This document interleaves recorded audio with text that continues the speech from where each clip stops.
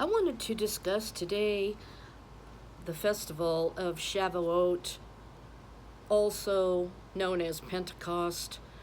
Now, there is recently a big fat lie saying that they're not one and the same, when really they are, because originally Pentecost was timed 50 days after the Passover, but they changed it to be counted 50 days after Easter, which we know is a pagan date. So it would have been, according to Jesus' testimony, 50 days, the counting of the Omer on Shavuot, and it would have been the same as Pentecost. Now, I'm going to kind of show you this, but there's some things I really want to point out in my studies here, and I wanted to share with you. So let me just cover a few of the things about Pentecost or Shavuot that you may already know some of these, which I'm sure you do, but I'm going to point out some things that are really, truly amazing between the two, Shavuot and Pentecost. Shavuot, Festival of Weeks, commemorates Israel's receiving the Torah at Sinai after the 49-day, 7-week countdown since Passover. Customs are decorating the synagogue with plants, just as Mount Sinai blossomed. To stay up all night on Shavuot night, studying the Torah and eating dairy foods such as cheesecake. Well, I don't have a problem with that, do you? Especially if it has strawberries or blueberries on it. Or even raspberries would be good. God did not just appear to Moses. God spoke at Mount Sinai, and everyone heard him. Some 3 million people, they say. Now, I want you to hear this and these words, because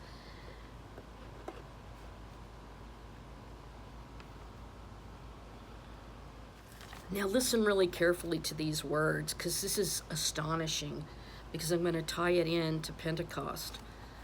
God spoke to you from the midst of the fire.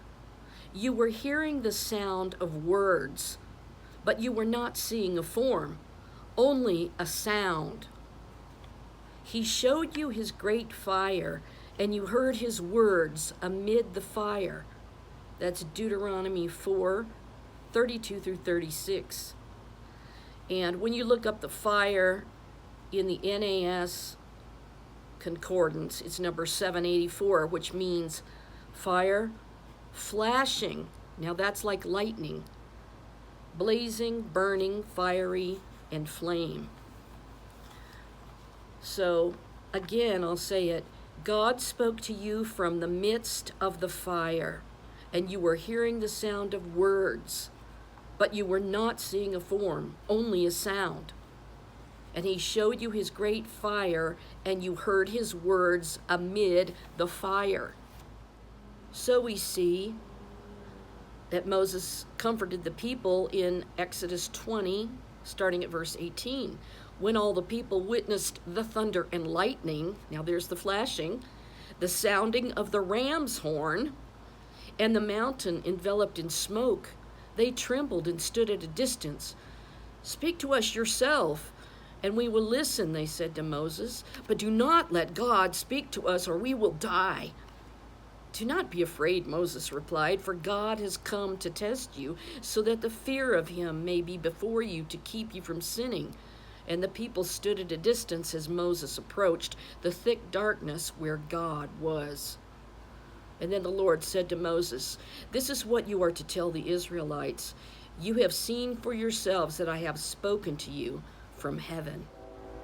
So Shavuot 2025 is beginning the evening of Sunday, June 1st, going through the evening of Tuesday, June 3rd. Jesus, Yeshua himself, would have celebrated it as a Jewish man. The outpouring of the Holy Spirit on Shavuot, as described in the book of Acts, is connected to the Jewish holiday. We see this in Acts 2, verse 1. When the day of Pentecost had fully come, they were together in one place. We see this in 1 Corinthians 16:8. But I will stay on at Ephesus until the festival of Pentecost. And then Acts 20, verse 16.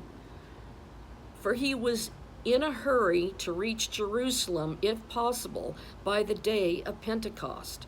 Now, this was one of the 3 days that God commanded that the Jewish men or the Jewish people should be in Jerusalem, and it would have been Shavuot.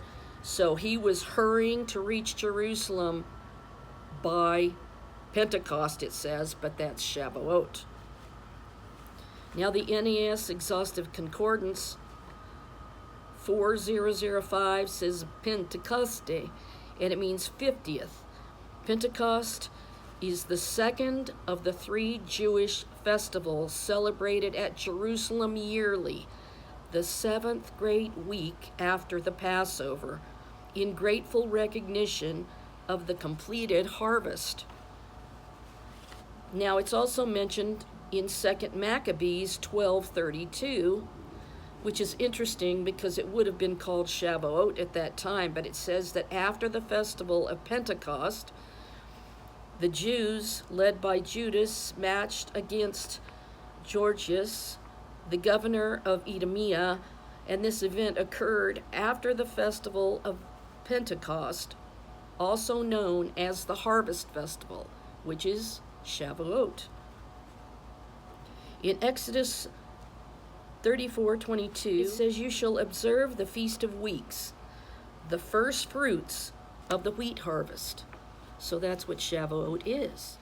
So I'm going to pick out certain words here to point out what happened on Mount Sinai when God spoke to all the people.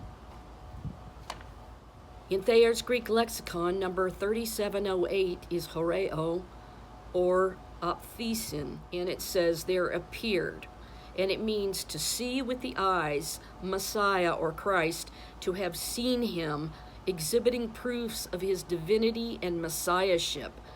And then down below that, in the lexicon, it says the glory of God displayed in a miracle. Appear, appearing, watch, and witnessed. So we see in Acts 2:2, and suddenly, which means unexpectedly, there came a sound from heaven as of a rushing mighty wind, and it filled all the house where they were sitting. And there appeared unto them cloven tongues like as of fire, and it sat upon each of them. And they were all filled with the Holy Spirit and began to speak in other tongues as the Spirit gave them utterance. To speak with new tongues, which the speaker has not learned previously. So you know what's happening here? When the people were sent out in punishment from Jerusalem, which had been the Garden of Eden, they went to Shinar. That's where they built the Tower of Babel eventually, and that's where God came down and confused their languages so they couldn't understand each other.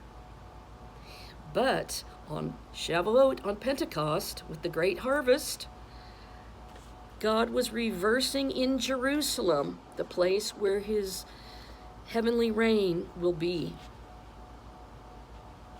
God reversed the confusion of languages that he had done in Babylon, showing that he was restoring everybody to hear and understanding in any of the languages. So you see, he was reversing what he did at Babylon, but in Jerusalem, because that's where he's going to rule and reign forever. So he was undoing that action. Now, in this situation where it says that there appeared to them cloven tongues like as of fire, and it sat upon each of them, that word fire is Strong's 4442, which is P-U-R, fire figuratively or literally, especially lightning. In Exodus 20 that I just read to you, lightning is Strong's 3940, lapid. It means firebrand, burning lamp, lightning, torch. So The same thing was happening at Mount Sinai with the flaming tongues of fire. Lightning was especially mentioned in both cases, which I find interesting when it talks about the tongues like as of fire. Now, this year, they are celebrating, because they're counting from Easter, they're counting 50 days to Pentecost. So they're going to celebrate it June 8th. And the feast is celebrated on the 50th and final day of the Easter season.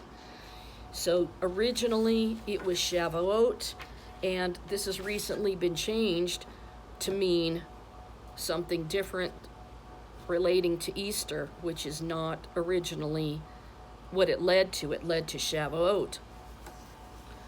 And so when the flaming tongues of fire came down that were cleft, it sat on each of them, and they were all filled with the Holy Spirit. And Jesus had said, like lightning flashes from east to west, so shall be the coming of the Son of Man. Yeah, I'm kind of paraphrasing there, but he's talking about lightning being associated with it. So what was happening there on Shavuot, on Pentecost? He was reversing what was done at Babylon, saying, Jerusalem is the place that I choose to dwell. It is my holy city forever.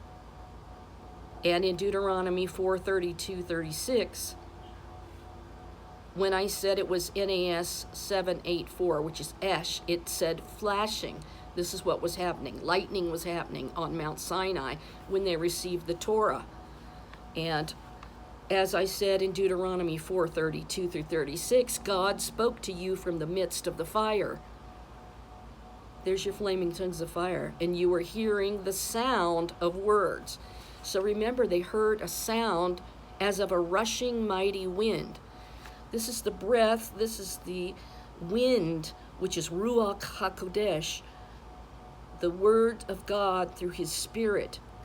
And they were all filled with the Holy Spirit. And it says at Mount Sinai, you were hearing the sound of words, but you were not seeing a form, only a sound. And on Shavuot, on Pentecost, there came a sound as of a rushing mighty wind. So now you can see what was happening there. And it said, he showed you his great fire, and you heard his words amid the fire. So that's what was happening on Shavuot, on Pentecost. I hope you found this fascinating, as I do. I'll see you in the next video. Thanks for watching.